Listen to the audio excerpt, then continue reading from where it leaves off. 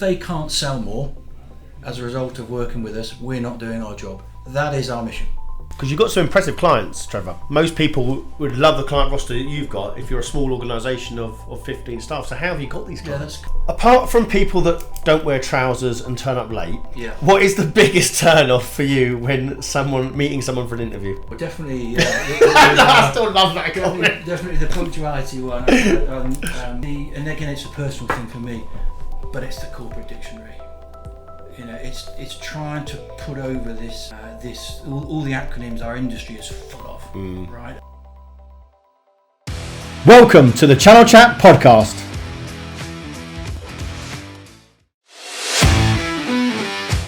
Hello, I'm Marc Sumner, host of the Channel Chat podcast show, and today I have the pleasure of welcoming Trevor Evans, Managing Director of Consenna, in the studio, live actually. How are we doing? Mark. Good afternoon, Mark. Good to be here. Yeah, thanks so much for coming down. Now today, did you come here by train or was it by car? How did you get here?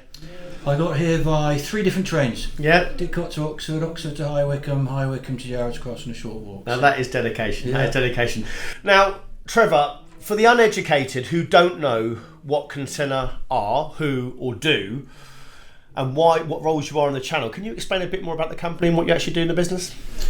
Yeah, sure, because actually it's changed quite a lot actually from even in the last year. So Consenna is, its role, our purpose for being is about channel growth, and we try and do that through a small number, highly focused products, through a relatively small number of customers, and we endeavour to do it better than anyone else. So our job is, if a channel partner and the OEMs they work with and the alliances they work with, if they can't sell more as a result of working with us, we're not doing our job. That is our mission. And my job effectively as MD is to bring that alive for our team, bring it alive for our customers, bring it alive for people that want to aspire to be part of the company, and keep us honest, keep us on that path. Everything we do, everything we're questioning, every day of our lives, we've got to be doing, are we doing the right thing by our customers? And for us, it's about growth and transformation. So that's growth through a partner and an OEM manufacturer, yeah? Indeed, yeah. Yeah, and so how would you go about doing that? So everyone wants to grow, everyone wants to sort of come to you and say, actually, I want to grow, but so how would you do it?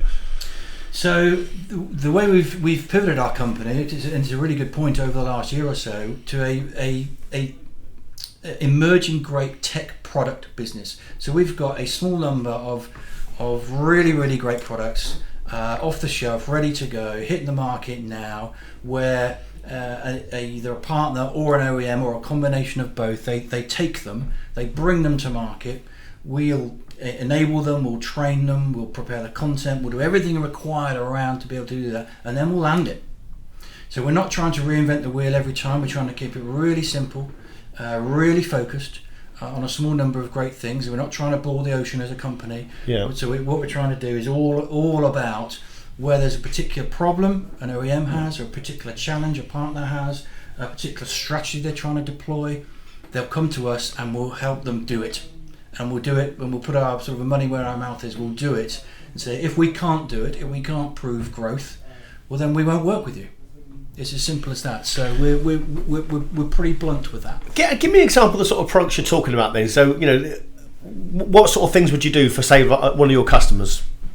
So we've got a mixture of very large customers and mid-range customers, small customers. So we will run promotional type activity, we'll run guided selling activity, we'll run training activity, we'll run digital transformation activity. We'll look at a website and say, actually, what's the experience feel like coming to visit you as a partner, as an OEM? What does it feel like?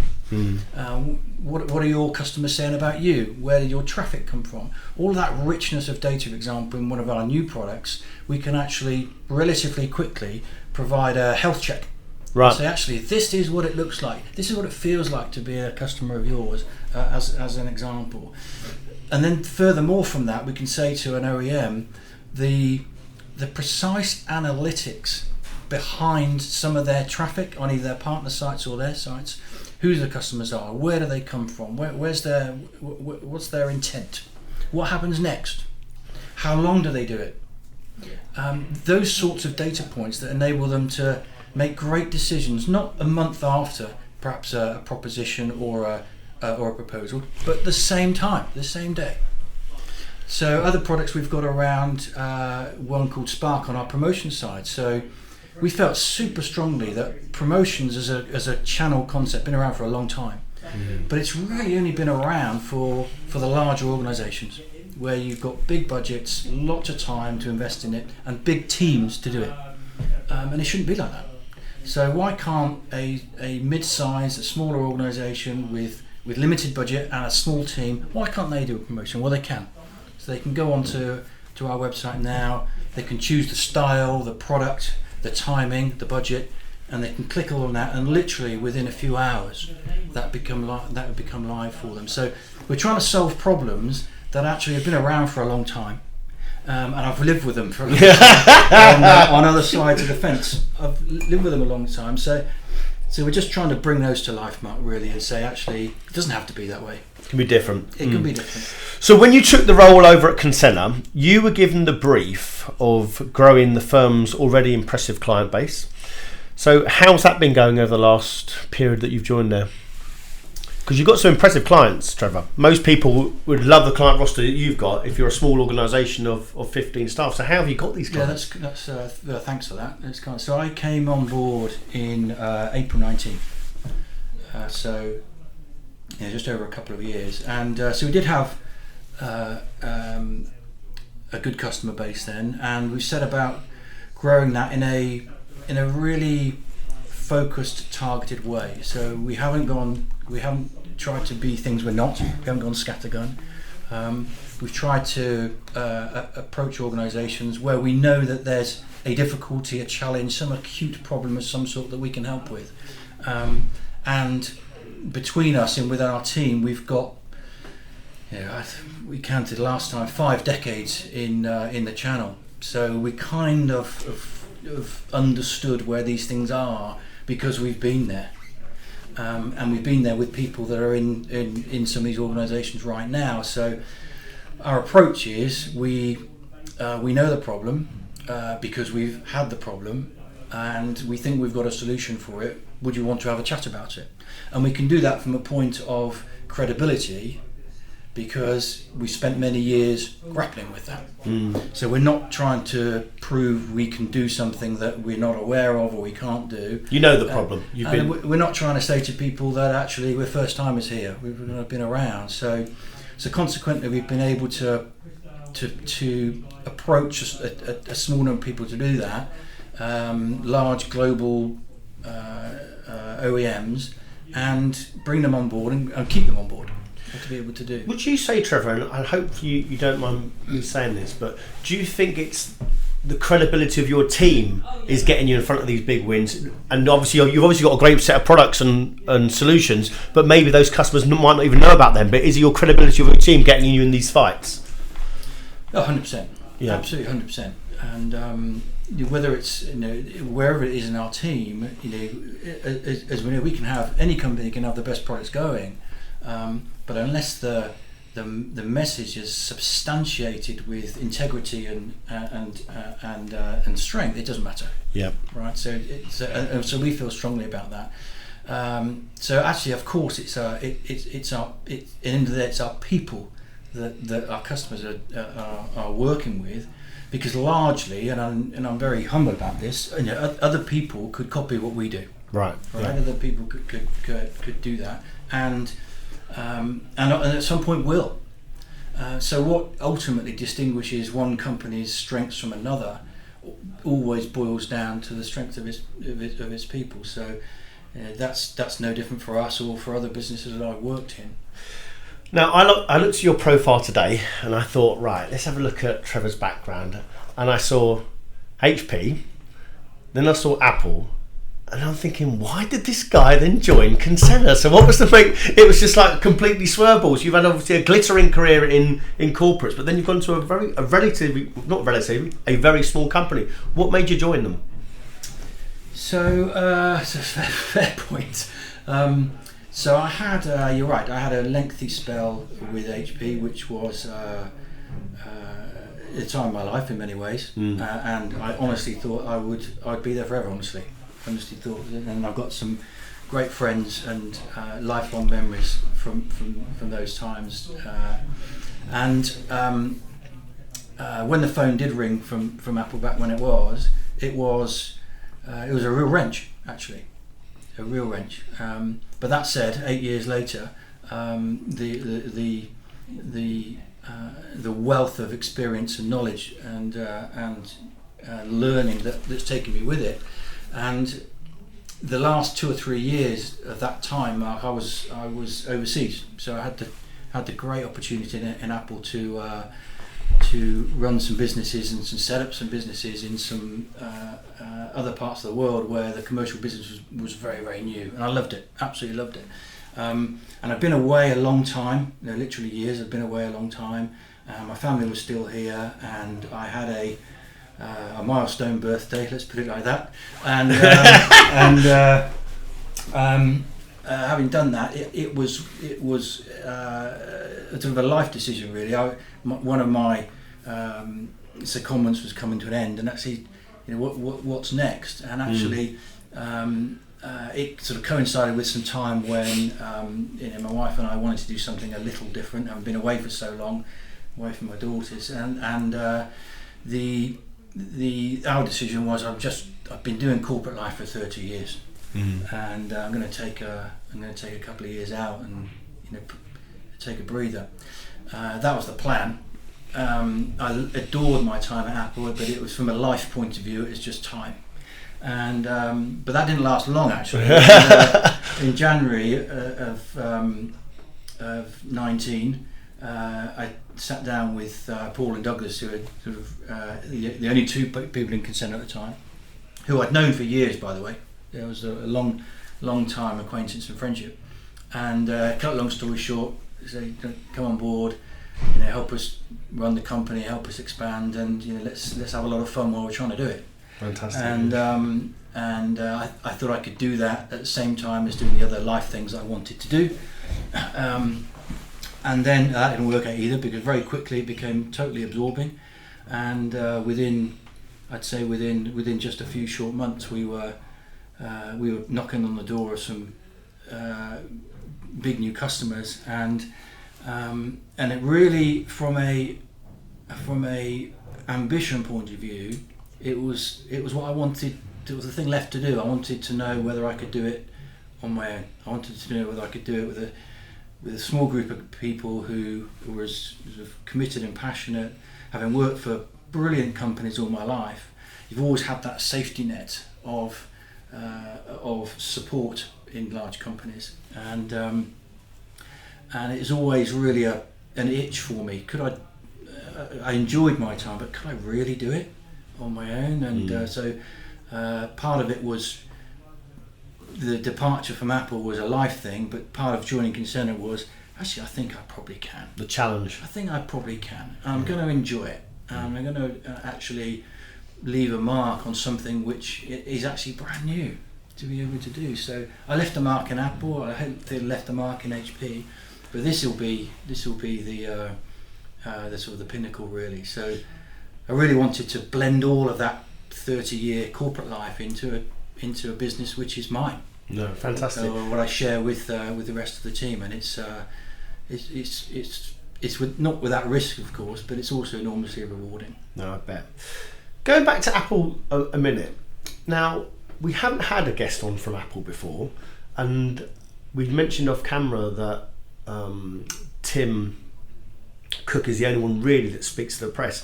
But could you give the listeners a bit of idea about the culture? Because they are a different organisation, aren't they? And you took a role there to sort of scale out the channel, was that right? Yeah, so I took a role to run the commercial business in the UK. That was my first role in Apple. And I did that for a couple of years, and then did a similar role in Europe, and then ultimately in Asia. So it was all commercial channel business for me. Right. Okay. And how did that go then? So obviously you obviously started in the UK, then went to Europe, then went to Agepack. Were they not really known for that, a channel business, more direct business before? So how did that go? What was the initial things you brought up and into the business? So So I joined just after the iPad was launched, Right. and so it was a period of tremendous focus and visibility. But in the UK, the business I was running was a relatively small team, lots of desire for the product, but from a operational point of view, the business is a formidably great consumer business. Yeah. So we were really building out the policies and procedures required to grow commercially quickly. So some of which I knew from things I'd done before, and some things we did as Apple for the first time. So there's a bit of trailblazing and sort of real entrepreneurial spirit. We always thought of ourselves as a bit of a startup, and I think that's a clue to a bit of the culture, which is a good thing, and sort of never lose sight of that. But I could fall back to some great relationships in distribution, some great relationships in the channel, and use those to really elevate the engagement we were trying to do, and in those, perhaps a tiny impact that I had, but the power of the product and the brand really did a super job. So I did that for a couple of years, and then that went quite well, and then had the option to do that further afield into EMEA. So I did that for a couple of years as well. So again, gleaming some great experience in the channel across Scandinavia and Southern Europe and so on, which I thoroughly enjoyed. And then sort of the ultimate challenge to do that in some emerging markets, which was a wild ride of adventure and risk. And did you live out there? Did you actually have a place out in? I did. Yeah, I did. I lived just outside Delhi. I had an apartment. Wow. How often were you there? What, at the apartment? Yeah. Well, not in New Delhi. in Delhi. So I'd lived about half an hour outside the city. So, okay. Not very often is the answer. I mean, I visited a few times from customers, or when friends and family came, we do the sites. But most of my work was either where we were based, which is either outside the city, or Mumbai, or Bangalore, or Chennai, sort of various other tech spots around the country. So I lived there for just under 2 years. Wow. That was your permanent residence? That was my life. Yeah, that was my life. So I moved. Yeah, I was. How often did you come back? I came back because my family were here. Wow. Which was a massive commitment, and my wife played an absolute blinder, honestly. But so school holidays occasionally, not all the time, because you're limited on how much time you can spend in the UK when you go. But my friends would come out and see me, which was great fun. My family, my parents, and they would come to me, and then I'd come back every, I don't know, sort of maybe 10 to 12, 14 weeks, something like that. Wow, so, what a commitment. Yeah, no, it was and that's why kind of at the end of that, topping that was really hard. Yeah, I bet. And that was why it was a reflective moment to say, actually, I always wanted to work abroad, always an ambition of mine to work abroad, and enjoyed that, did that. Again, made some fantastic friends who were just brilliant to me for a couple of years. Still friends to this day, and then it's like when you do reflect, what's next. So the personal thing of what can I do to make a difference in this country with our team became paramount. That became my driver. Do you think if you hadn't known the two chaps you're in partnership with now, you'd have set your own thing up, or you'd done something? Because you said there was going to be a time of reflection. You weren't sure what you were going to do. You had some time out. So do you think if you hadn't known them, you would have done something? Or Yeah, that's a good question. Probably not, Mark. Actually, right. probably not. I think, in the spirit of honesty, I think so. Douglas founded the company, since retired, but still active in the business, but took a back seat. And then Paul and Simon and I running the company day to day, and three very different people, very different profiles, ages, experiences, personalities, and what I reflect on is that the chemistry, the potent mixture of chemistry is terrific. So, I was taught, you're in the hiring game, and I was taught, don't hire in your mould, hire other people. and hire people that are going to bring something that you haven't got. And between the three of us, I'm really rewarded by actually the combination of our personalities and our experience, and the way that we get stuff done. I love the way that the openness. I love the transparency. We have some really good exchanges, robust, proper exchanges, and we get stuff done. And it's because there's no egos, there's no hierarchy. We just want to do the right thing. So once you clear all that away in your own company, it kind of liberates the individuals to do their best work, and I think that's where we are with the three of us. Do you think, you mentioned that again offline about ego, do you think ego is the sort of the biggest killer in businesses, when egos start taking over and it's about, you know, job titles and how big my salary is, and we talked about org charts. Do you think that kills companies? So I probably take a different view than a lot of people in our industry on this one over the years. Personally, Mark, I think it has no place whatsoever. And always committed. If any time I get the chance to run our company, and I say to people in it and new people we hire, you know, we don't have really many rules in Consenna. We don't have, you don't ask the great big sets of guidelines. But if you've got an ego, this place isn't for you. Yeah. If you're all about where you are on an org chart and hierarchy, this place isn't for you. And if you're all about the corporate mould, politics, etc., this place isn't for you. So I've seen it destroy people and companies, and it very rarely has a positive impact. So for me, you know, doing our best work is when we're free of those sorts of feelings and pressures. That's just my view, but I really do think that once that's parked at the door, when you come into work where you are, I want to see people for who they are: sincerity, authenticity, realism. I don't want to see people trying to be something they're not. The pressure of that is it quashes good work. Yeah. So that's the way we try and run our company. I do think that the consequences of some of those things can be fine, by the way. I'm not decrying it. It works for some people. It doesn't work for us. Yeah. So that's what we try and reduce. On that note, let's talk about, you've obviously hired a lot of people over the years, salespeople. And one of the things I wanted to do with this series particularly was help some of the people that are looking for jobs, trying to get back into work from the post-pandemic. Yeah. So I wanted to get a bit of quick fire questions with you sure. around recruiting and hiring. So when interviewing, how can a candidate really impress Trevor so you give them the job? What have they got to do? So I'm trying to think of a few really good examples where when I've been struck. So I think the first thing when interviewing is, in fact, it's the stage before that. You know, I think the fact we're having an interview means I'm interested in you, rather than really going through. So tell me something interesting within 30 seconds, right? Not sort of the morning or whatever on the journey, but tell me something about why you're here. And do that before I ask you. And I can think of examples where we've invited people in, we've given them a coffee, we've sat them down and say, well, the interview's going to take an hour. So thanks for inviting me. I would like to talk to you about X, Y, Z. And I can remember being sat back saying, guys, this guy's in charge of the interview.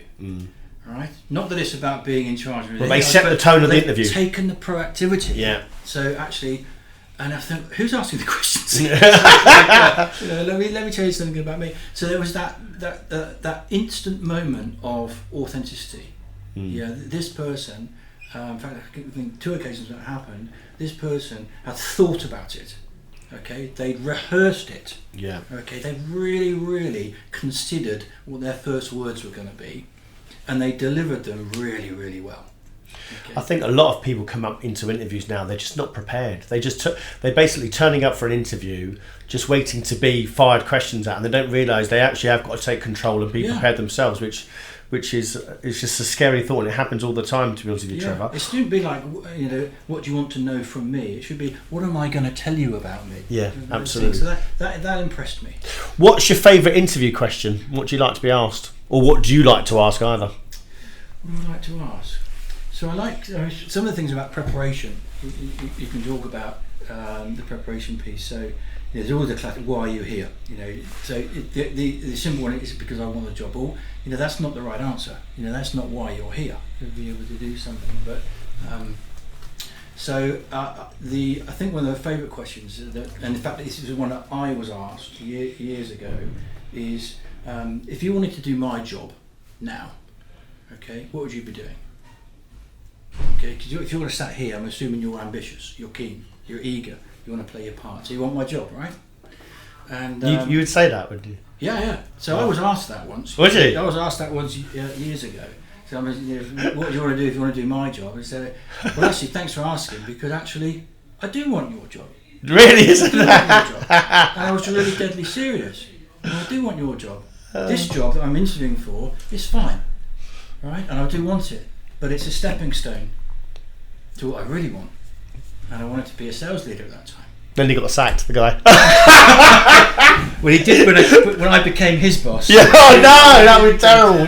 You demoted him. That's probably the most. I was told years ago that actually always have in mind, it's around appraisal time as well. It's always have in mind about appraisal time. So we're appraising this job, but it's the one after next. It's the one after next. And if everything you try and experience and learn and coach and try and push yourself on, if you're thinking about the one after next, it's a different discussion. No, absolutely. It's not about I did this well and this well and this well and this job. So that's probably where I put it. I want to know whether people are in it for the long term and what they're going to bring.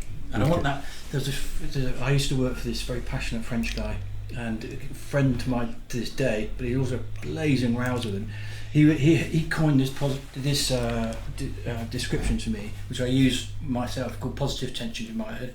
So unless we're able to positively have this point of tension that we can then channel to be a really great thing, we haven't got that sincerity of relationship. We haven't really got it nailed. And he would do that in a real fiery, passionate, Gallic way, and a lot of people wouldn't respond. So I kind of tuned in and responded, and I really, really benefited from the experience. And I'm trying to take that into us. So it's about having that confidence and that truthfulness to say, actually, this is where we're at. And if you do want the job after that, and you're not interviewing for this job, that's fine. Because actually, I want somebody in a year's time is going to be pushing to do something else, and I can hire somebody to do their job. That's the profile that we want. Yeah, absolutely. What's the funniest thing that's happened to you, either as a candidate or a hiring manager in an interview? Have you got any funny stories that's happened over the years? You must have loads, Trevor. Funny story, yeah. Ones that we can talk about. I think we had the classic one that's early in lockdown, where the person got up and didn't have any trousers on. No, you had an interview. I was doing the interview, and the bloke got up and had no trousers on. No way. He had underpants on. No, stop it. That never happened. Did that happen? That happened. That was, and they didn't get their job actually. He's in his pants. But I think maybe I don't know if it's funny or it's just happened. But one of my bugbears is punctuality. Okay, absolute bugbear is punctuality. And again, this was drilled into me as a first-time salesman in my 20s to do it. And I can recall a situation where, I don't know if this is funny or not, but interviewing someone, and we're looking at the clock, and it was 1 o'clock appointment. It's a couple of minutes to 1. It all set up to be. Guy's not there. Yeah. No message. No, I'm running late or anything like that. No courtesy. So I kind of just got up and locked the door. Like that, right? And as I'm still sat here and be able to do, and then this, it was a good 10 minutes actually. It was beyond the point of that. I mean, it wasn't what I've done there. The door's locked, and that it's kind of, it may appear and sound a little bit harsh, but it's really important. Did you let him in? You didn't? No. You sent him home. You want to work in our company.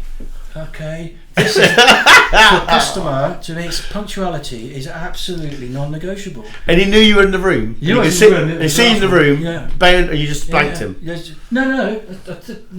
Time's up. If I'd have got a message to say, train's broken down, I'm running late, all have mobile phones, right? It's not acceptable to leave someone say, because I'd imagine a hire this person, he thinks it's okay to turn up to a customer 10 minutes late, and you might only have 20 minutes, and you've not even had the courtesy to call them. Yeah, fair enough. Yeah, so he did call the reception, but she didn't give you the message probably. No. So that's important. So whether it's funny or not, but it's just that's.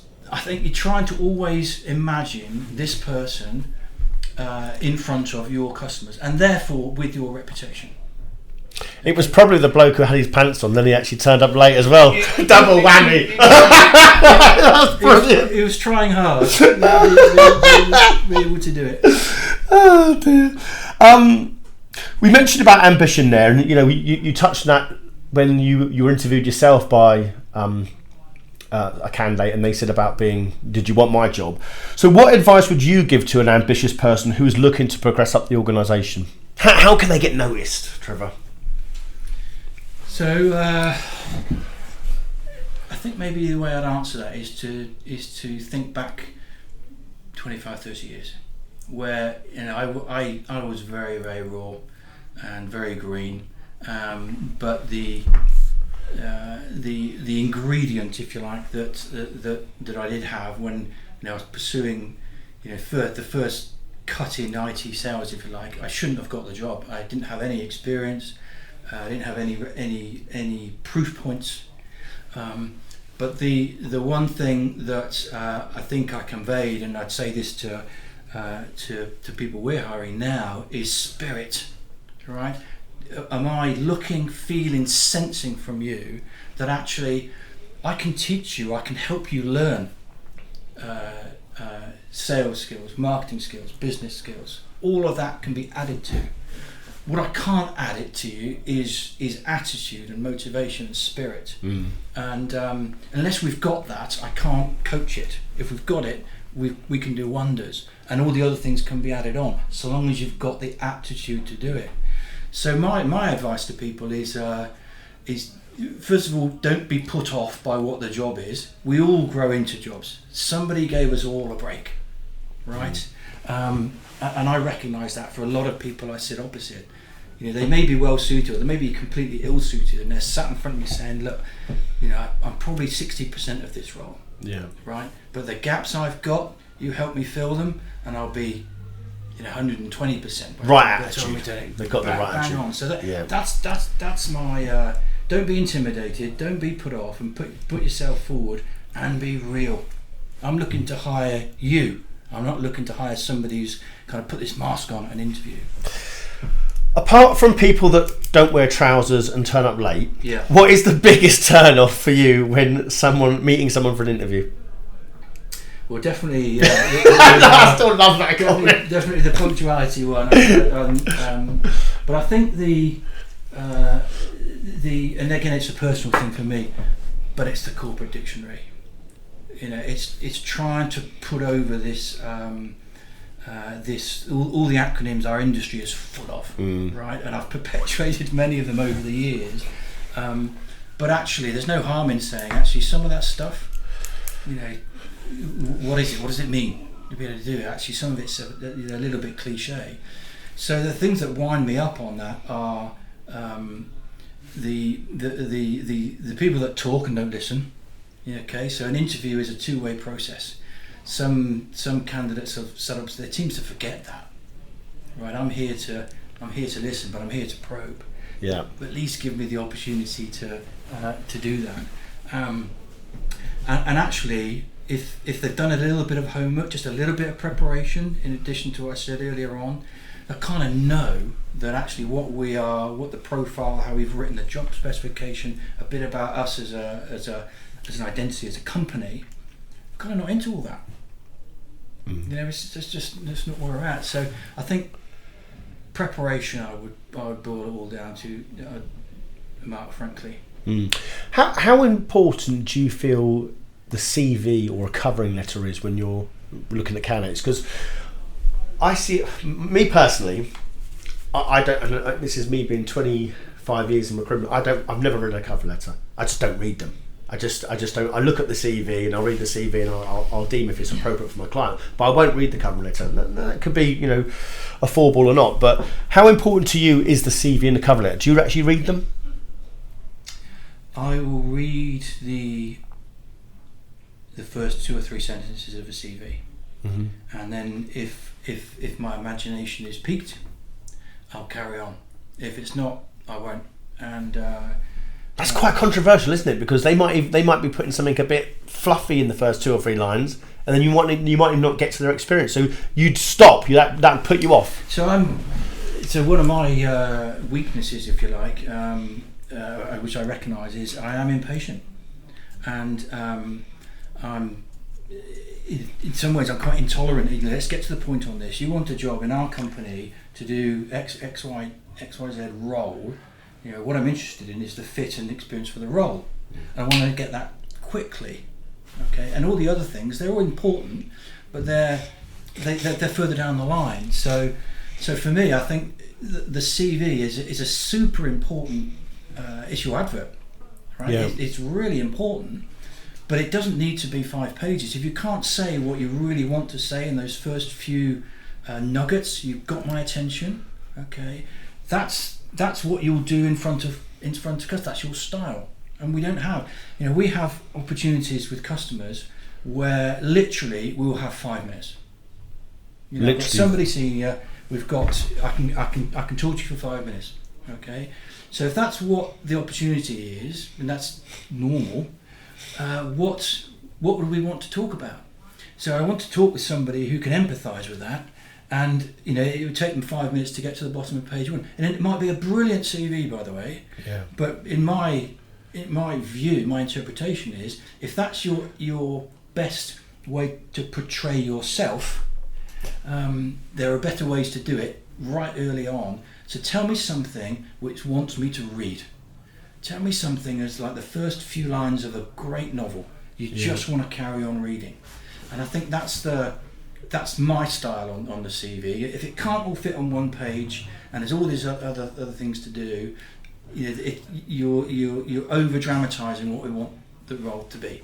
So maybe that is a bit of an old-fashioned, but I'm not up for that. No. What advice would you give to someone who's got a number of jobs, the job hoppers of the channel, if you like, but they obviously want to portray themselves in the best possible light via a CV? What advice would you give to those candidates?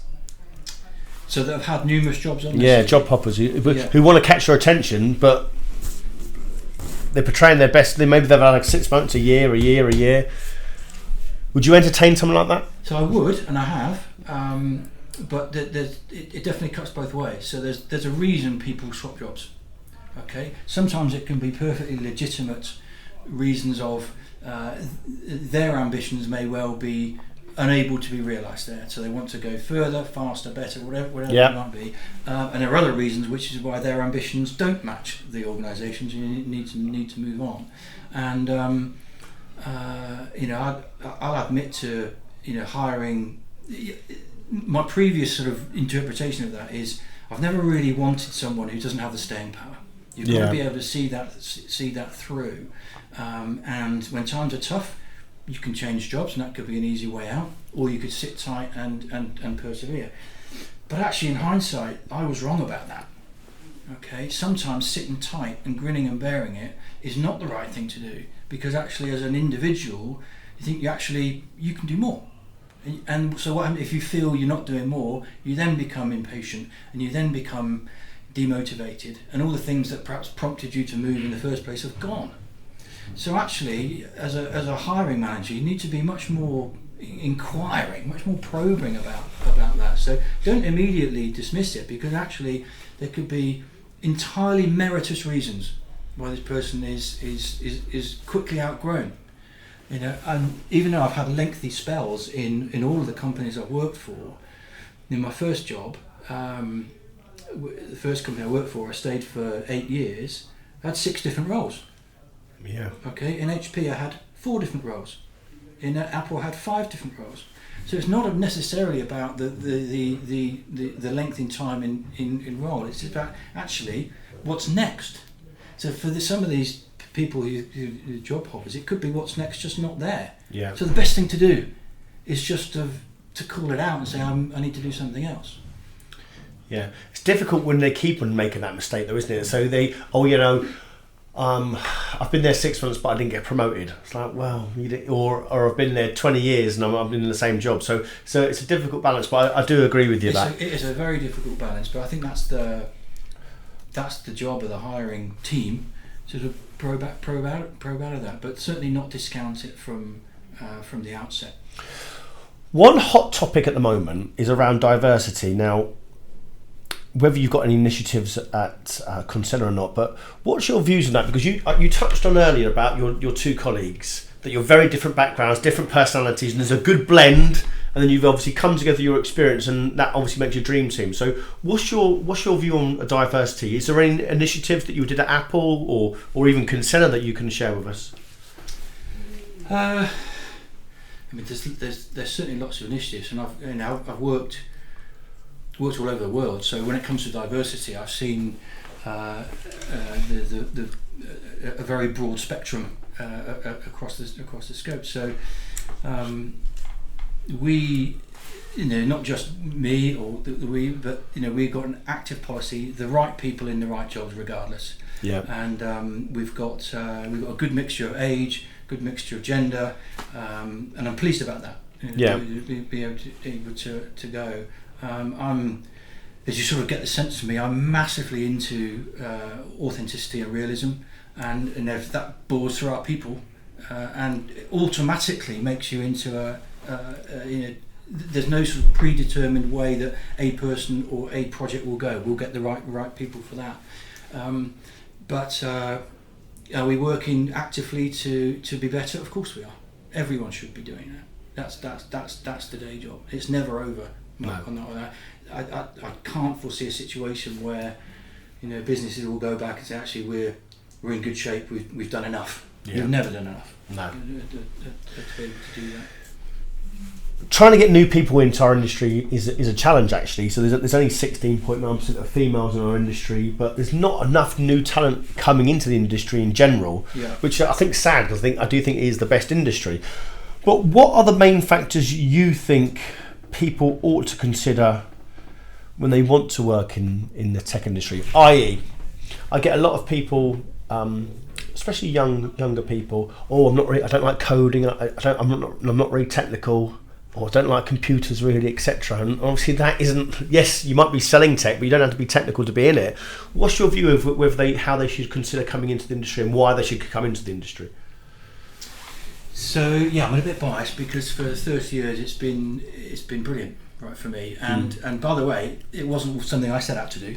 Really? Yeah. When the IBM PC came out in the late 80s, that was my first ever experience of it, and I had no background, no knowledge whatsoever of IT then, and then I went for an IT sales job on the risk. So I think the prerequisites, certainly there are obviously deeply technical roles where you do need that background, but most of what we do now is around engagement and personality, and it's those strengths that enable you to undertake meetings, to go to conferences, to do speaking. And if we've got some technical stuff, which we've in our business we've got a lot of, we've got a great team to do that, and they're really, really passionate about that. But in some ways the IT industry, it's the I in the IT industry which is sort of the golden nugget. I think people coming through now, the information world that we occupy, and which is bursting at the seams, that's what to get into. And the technology part, of course, that's an element, but it's almost as a consequence of the information society that we live in. And I think I would heartily recommend it on the way, perhaps to do other things. Nothing's forever. I didn't know I was going to be in IT. I sort of came into it, and same as other people in our company. But I would definitely advocate how society has blended technology, information, data, business, and it continues to be in this constant blender. I would keep. It really counts would be to keep an open mind in the early part of your career about which direction that can go in. Certainly in 3 years, 5 years, 10 years from now, it will look very, very different. And the people that are able to exploit it are those that I spoke about at the start, that have got the spirit and the aptitude to see it and be part of it. Those are the skills that I think that I would encourage people to build on, as well as their technical skills. It's not one or the other. They'll be able to do. But the blend of that, Mark, for me, it's completely formidable. Trevor, my last question. Let's go back to your MD hat of Consenna for a minute. Yeah. What does the next 6-12 months look like for Consenna? Is there a couple of target customers you're trying to go after, or what's your plan with the business? There are a couple of target customers we're trying to go after. There most certainly are. Can you share them? And I'm publicising these prospects now, but yeah, a prospect. So the next 6 months. So we're halfway through our current fiscal. We've got 6 months to go. We've got some high watermark on some of our customer metrics to be able to do, and they're not just around the project side and scope, but some of the metrics that we measure internally around impact on the customers, consequence on the customers, and we've got a long way to go on that. What that looks like in the next 6 months, and I think the guys would shoot me if I started talking customers. But we've got some big sites. Well, I set on some big sites and some big names, and the ink is far from dry, but looking very optimistic. We're going to do that. But the reason I say that is because it's a bit like interviewing a candidate. It's a stepping stone to do something else, and we have this. We've got this lovely phrase in our company. Think big, start small. So we're going to start small with some introductory product stuff or some bespoke activity, but the real nugget that we're pursuing is what I said about just imagine in 3 years' time or 5 years' time what big looks like, what real big looks like. So Consenna's business plan isn't to be the biggest, right? I don't have any hubristic nature. It says we have to be the biggest, but what we do have to be and aspire to be is the best. If you're the best, people will work with you. Now, are we the best today? We're doing pretty good job of that, but today and here and now, we've got a lot left to do. We're building that business as fast as we can, and we're trying to do it without cutting corners, but we're trying to, as I said, I'm quite impatient. But the measure of success for us isn't our turnover or our customer portfolio, but the impact of the customer portfolio is our measure of success.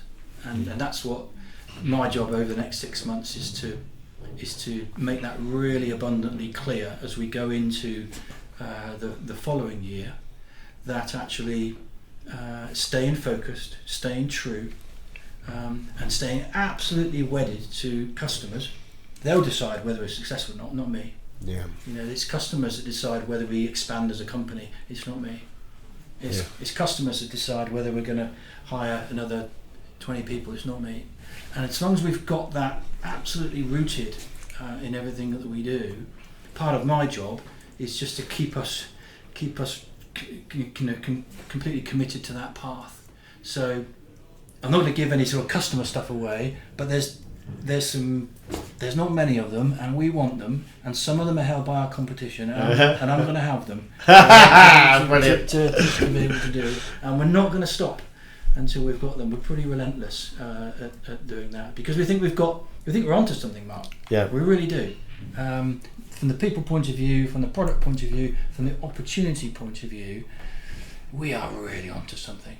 And when you see that come alive in front of your eyes, and you see some of the feedback come back, it's exciting. And you think, actually, yeah, it is. We are onto something here, and we've got to stay the course, because actually it's been bumpy, right? It's not been an easy 12 months, but staying the course will sort of reap rewards further down, and that's really what we're at. So I've probably got the simplest job in Consenna, right? I've probably got the most straightforward role out of all the people there watching it. Probably my colleagues might disagree, but my wife might disagree. But I think that is my job, and it's a short job description. It's not convoluted. It's not hard. It's not distracting. It's not like 6 pages of stuff to do. Right? It's one thing. And that's the kind of simple way I look at what path we're on. So it's quite a long way of answering your question, but that's the one thing I'm going to do in the next 6 months. Brilliant. Trevor, you've been a great guest. Thanks so much for your time. Pleasure to see you. Thanks very much indeed.